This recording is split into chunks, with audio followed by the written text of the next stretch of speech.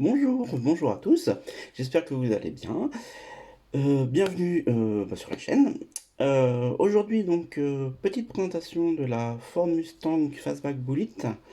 Du coup, voici le modèle. Donc là, on est chez Greenlight, donc c'est du 1/18e. Et, euh, et du coup, on va voir ce que ça donne. Alors la miniature, bon, elle est bien reproduite. Euh, le, les formes, les proportions sont bien respectées. Et pourquoi j'ai choisi celui-ci? Parce qu'il y a plusieurs Mustang Bullitt qui existent. Il y en a une chez Auto Art, il y en a une chez ERTL, qui sont pas forcément officielles, on va dire, Bullitt, mais qui reprennent le coloris, l'absence de badge Ford, Mustang, etc. Parce que du coup, faut savoir que donc c'est une Fastback GT, donc de 67. On sait que c'est une GT avec les prises d'air sur le capot. Et pour le film, en fait, il y avait une histoire de, je crois que c'est une histoire de droit ou etc. Et du coup, ils ont supprimé tous les monogrammes qui pouvaient dire que c'était une Ford Mustang. Alors bien évidemment, tout le monde sait que c'est une Ford Mustang, sauf que voilà, bah là, Ford pouvait plus rien dire en fait en disant bah ok, c'est pas marqué, donc voilà, il n'y a rien du tout. Il n'y a pas marqué Mustang, il n'y a pas marqué Ford, il n'y a même plus le sigle GT. Donc voilà. Et donc si j'ai pris la Greenlight plutôt que les autres, parce que j'ai eu la ERTL, et j'ai pu voir l'Auto Art, eh bien c'est surtout une question de couleur en fait, de coloris. Parce que le vert qui est le Highland Green chez Ford, il n'est pas du tout facile à reproduire. C'est un vert métallisé qui est assez foncé, un petit peu bleuté. Il n'est pas facile à reproduire et je trouve que bah, chez Greenlight, c'est eux qui ont réussi à mieux le reproduire.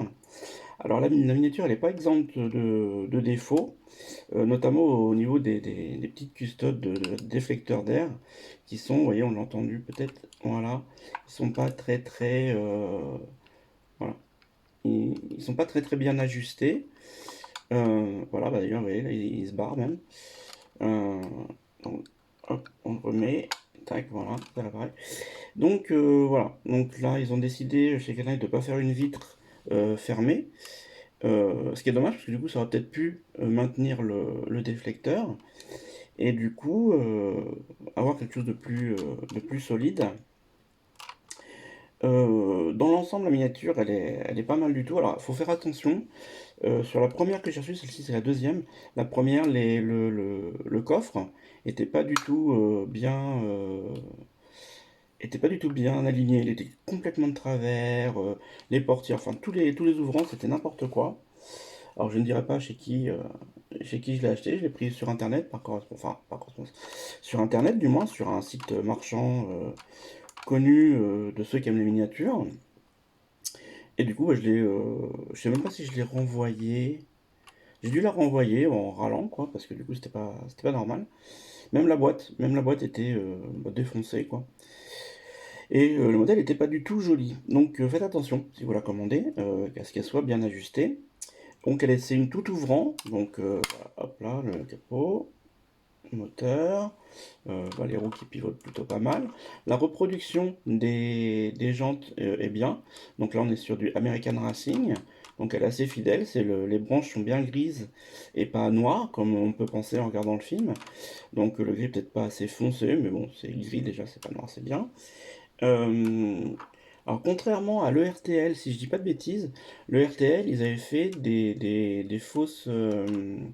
c'était pas ouvert en fait, si vous aimez mieux. Il y avait pas c'était pas ajouré, la jante était pas ajourée, voilà. Elle était pleine derrière, vu qu'on voit rien, vu que c'est tout noir. Il s'était pas embêté, il a fait un truc tout plein. Si je dis pas de bêtises, corrigez-moi dans les commentaires, mais il me semble que RTL avait fait une jante pleine derrière. Donc c'est pas grave, hein, mais c'est dommage de faire ça. Si on peut faire une petite jante ajourée, c'est plus joli. Donc la plaque, bah évidemment, la plaque est bien. Alors là, je sais pas si ce sera à l'endroit, la caméra ou si c'est inversé, mais donc c'est bien JJZ 109, qui est bien la plaque dans Bullitt. Alors l'intérieur est peut-être un petit peu poussiéreux, je m'excuse. Mais pour l'intérieur, bah ah oui, aussi, pardon. Donc bah, l'intérieur, voilà, est sobre mais efficace, donc ça reprend bien l'intérieur de la boulite. Je ne sais pas si les sièges se rabattent, pas du tout. Donc les sièges ne se rabattent pas, mais l'essentiel est là. Parce que comme d'habitude, une fois que la voiture est posée sur une étagère ou en vitrine, d'ailleurs on peut noter l'effort de l'ouverture des portières, qui se fait par là, ici, donc là la portière rentre et ne sort pas par une grosse charnière moche. Là on est bien, même là, à l'intérieur, la portière et le faux bois, etc. C'est bien fichu. La miniature n'est pas particulièrement fine, c'est pas quelque chose de particulièrement fin, ça reste assez massif, mais on a bien on a bien l'idée. Et contrairement à d'autres moules, l'aile arrière ici est complètement arrondie. En fait, elle est bien l'arrondi est bien arrondi. Du coup, parce que sur certains modèles, notamment les Solido, même l'AutoArt, en fait, il y a comme une petite cassure. C'est pas arrondi, ça monte, ça casse et ça redescend. C'est pas vraiment le truc hyper perceptible, mais là, ils ont fait vraiment un arrondi. Donc c'est assez joli, c'est harmonieux, je trouve ça va bien la voiture. La fameuse ligne de caisse que je décrivais sur la Shelby, bah ici, voilà, on a une belle ligne de caisse qui est bien suivie, avec un bel enfoncement ici, là, c'est bien creusé, c'est bien démarqué, une belle démarcation. Euh, Ça roule bien, même si on s'en fiche. C'est pas fait pour rouler. Donc du coup, voilà. Un joli modèle, franchement. Alors au niveau du prix, je suis complètement largué. Je sais pas du tout dans quel ordre de prix on la trouve, mais pas moins de 70 euros, je pense. Compter entre 70 et 100 euros, je pense, dans ces eaux-là. Euh, donc voilà, donc une belle Greenlight pour le coup. Elles sont pas forcément toutes aussi réussies chez Greenlight parce que ils tiennent compte de la licence, d'avoir accès aux licences pour faire des modèles un petit peu rapides, on va dire, en disant bah chouette, on a la licence, on va faire, ça va se vendre de toute façon. Moi j'ai eu la V8 Interceptor de Mad Max chez Greenlight, comme je pouvais pas avoir l'AutoArt avant. Et pour avoir eu les deux, du coup, la Greenlight et l'AutoArt, la Greenlight se défendait plutôt pas mal. C'est un beau modèle aussi, la, la Ford Falcon Interceptor. Donc si vous pouvez l'avoir, vous embêtez pas à aller chez AutoArt. Et chez Greenlight, il y a deux niveaux de finition. Une finition simple de la Falcon de la Falcon Mad Max. Vous avez une finition sans les pneus marqués blancs et une finition un peu plus haute avec les pneus marqués blancs. Donc, bah, vu que la différence de prix par rapport à l'autre reste quand même significative, bah, prenez la version avec les pneus marqués blancs. Ce sera toujours mieux que sans, déjà, ce sera plus fidèle. Et puis, ce serait une bonne alternative à l'AutoArt, vraiment. Surtout que AutoArt n'avait pas l'autorisation de reproduire sur la Falcon. Ici, là, sur la Ford Falcon, vous avez le sigle MFP de Mad Max que AutoArt n'a pas eu le droit de reproduire. Donc ça manque, en fait. Donc là, pour une AutoArt, décidément, pour une Ford Falcon Mad Max Interceptor, privilégiez la Greenlight version supérieure, avec les pneus marqués blancs. Voilà. Sinon, bah, pour la boulite, bah, voilà, il n'y a pas forcément grand chose à dire. Si vous êtes fan du film, bah, vous remarquerez qu'ils ont bien respecté le rétroviseur vert et non chromé. Par contre, si je dis pas de bêtises, il me semble que dans Bullitt, le rétroviseur n'est pas rectangulaire.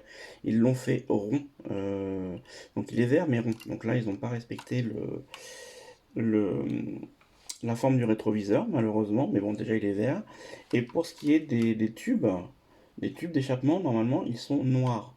Si je dis pas de bêtises, sur la version Bullitt, là, l'original, la vraie, c'est des tubes noirs et non pas chromés alu.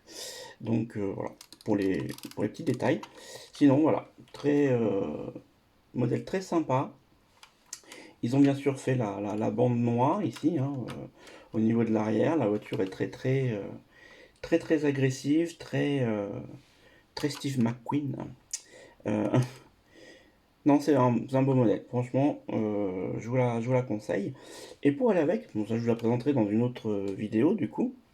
Et pour aller avec, comme j'ai pas pu non plus avoir la voiture des méchants, la vraie voiture des méchants, donc Ce qui est bien sur une étagère ou en vitrine, c'est de pouvoir mettre une Dodge Charger donc de 68 et non pas de 69. On peut voir à la 68, elle a deux petits feux ronds à la place d'une grande bande comme ça. Bon, la 68, elle est assez dure à trouver en miniature. Et par contre, bon, elle est plus fidèle parce que normalement le toit n'est pas brillant, c'est un toit en vinyle, donc un vinyle satiné mat. Le reste de la voiture est noir. Mais c'est pareil, la Maisto est un peu plus simple à trouver, quoique celle-ci, je suis pas sûr maintenant. En noir comme ça, doit être un petit peu plus compliqué. Mais sur une étagère, quand vous avez les deux, quoi, voilà. Quand vous avez les deux, quand vous avez les deux, ça fait le taf, quoi, comme on dit. Et du coup, vous avez vraiment comment dire, l'esprit boulite sur une étagère. C'est toujours sympa pour les amoureux du film et puis d'une grande poursuite automobile. Donc ça, je vous la présenterai dans la prochaine vidéo. Et puis, voilà quoi. Voilà, voilou. Voilou. Voilà. Ah, je vais vraiment faire mon âge pour le coup. Donc voilà, une belle reproduction. N'hésitez pas à bien mettre la couleur en valeur parce que comment dire, à l'ombre elle fait assez vite sombre alors que le vert il est juste magnifique en fait là. On le voit bien avec les lumières. La peinture est fine, le métallisé est très très fin. Et c'est vraiment la couleur la plus belle couleur pour une boulite. Donc c'est chez Greenlight. Donc s'il n'y avait pas le défaut des petites custodes, des petits détails, ça mérite quand même largement un bon 8,5/10. Parce que bon, voilà, il y a quand même des petites choses. Mais voilà, on est sur un bon 8,5/10. Très bon modèle. Voilà, c'était tout pour aujourd'hui. Donc on se retrouve pour la prochaine vidéo pour la Charger. Et puis voilà, merci à vous, plein de gros bisous et à la prochaine. Ciao ciao.